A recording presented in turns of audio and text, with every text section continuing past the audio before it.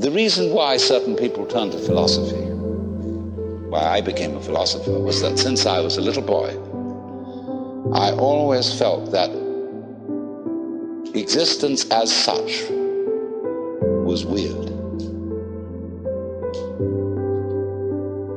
I mean, here we are. And isn't that odd? Of course it's odd. What do you mean by odd? Well, that's what's different from even.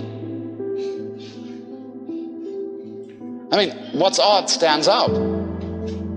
What's even lies flat. But you can't see the outstanding without the flat background. Here's the thing standing out. It's odd. Each one of you is odd. Strange, unique, particular, different. How do we know what we mean by that, except against the background of something even, that is not differentiated, like space? And so you get this philosophical itch. You begin to scratch your head and think about, why is that so?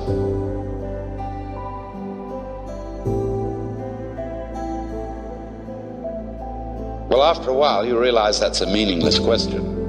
Then you ask, how is it so? Well, that leads you into science and other investigations. So you want to know, what is it? I mean, this happening, this thing called existence. What is it? You ask that question long enough, and it suddenly hits you that if you could answer it, you wouldn't know what terms to put the answer in.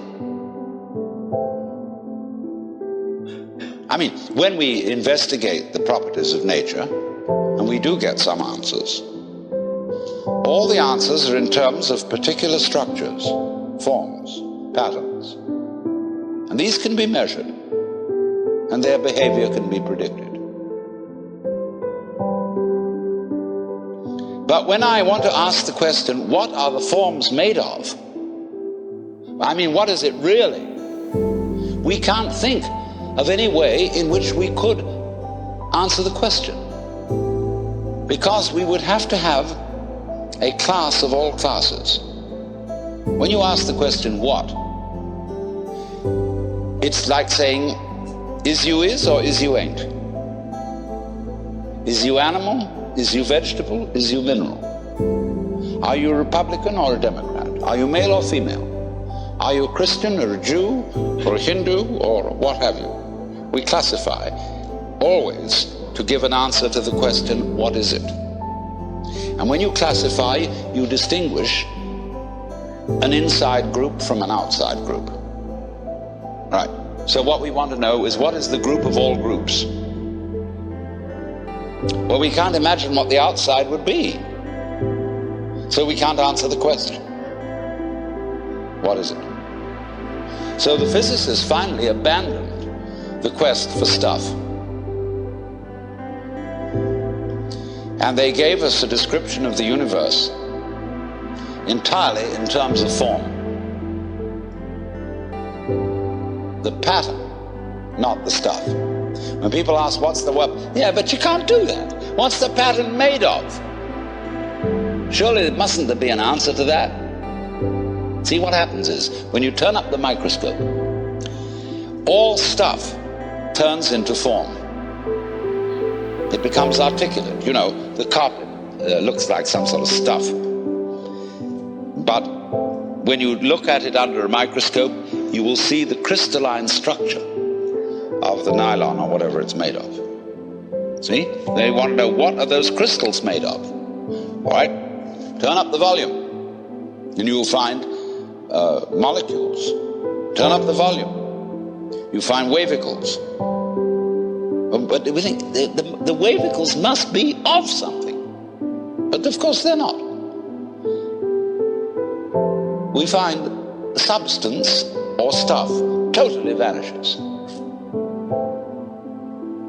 We say, does it matter? What does that mean? Does it matter? Is it important? In other words, does it measure up to anything? Matter comes from a Sanskrit root, matra, which means to measure. So from this root matra, we get going on into Sanskrit, we get the word Maya. And Maya is generally translated illusion, although it also means magic, creative power. The word illusion, switch over, we get that from Latin, and that comes from the Latin ludere, to play. Let's pretend that we matter. See, the world is a musical phenomenon. Good music never refers to anything except the music itself. You don't ask Mr. Bach, Mr. Ravi Shankar, what do you mean by this music? What is it intended to express? Listen. That's the meaning. Giraffes are giraffing, trees are treeing, stars are starring, clouds are clouding, rain is raining. And if you don't understand, look at it again.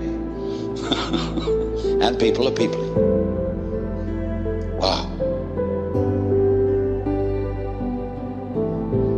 We notice that all these suchnesses appear and disappear. They keep changing, they come and they go. But if you get hung up on your particular form, I'll have to alter the language a little bit, because you see, your form makes a duality, whereas you are your form. You're what you're doing. Now, you think, for some strange reason, I must make that go on as long as possible. And therefore you think you have an instinct to survive. And so the only thing anybody can agree about today, so far as the discussion of ethical and moral problems are concerned, is that we ought to survive. And therefore certain forms of conduct have survival value and certain forms don't.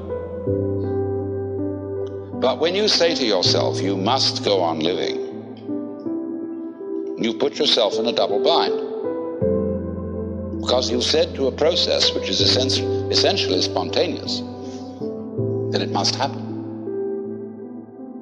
And the basic form of the double bind, which is imposed upon all children, is you are required to do that which will be acceptable only if you do it voluntarily. So when we say to ourselves, you must go on, the reason is, you see, that we are not living in the eternal now,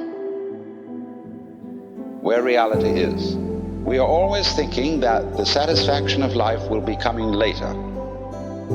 Don't kid yourself. Which is to say, only suckers put hope in the future.